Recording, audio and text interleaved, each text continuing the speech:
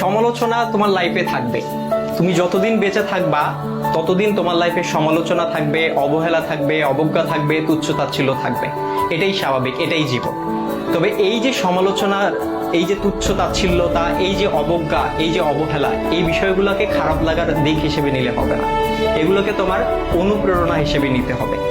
কারণ তুমি যখন এগুলোকে অনুপ্রেরণা হিসেবে নিবা, তখন এটা তোমার মধ্যে একটা জেদ তৈরি করবে। আর যেই জেদটা তোমাকে কঠোর পরিশ্রম করতে কি করবে ভাইয়া? অনুপ্রাণিত করবে। তোমার কঠোর পরিশ্রম করতে গিয়ে তোমার সব ধরনের ক্লান্তিগুলোকে দূর করে দিবে। আর যখন তুমি একবার কঠোর পরিশ্রম করতে শিখে যাবা, তখন স্যাক্রিফাইসের যে বিষয়টা, এই বিষয়টা তোমার মধ্যে অটো চলে আসবে।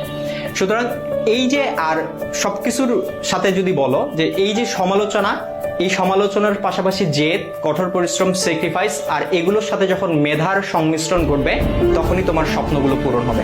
সুতরাং সমালোচনাকারীর এই যে সমালোচনা, এই যে অবজ্ঞা, এই যে অবহেলা, এই যে তুচ্ছ-তাচ্ছিল্যতা,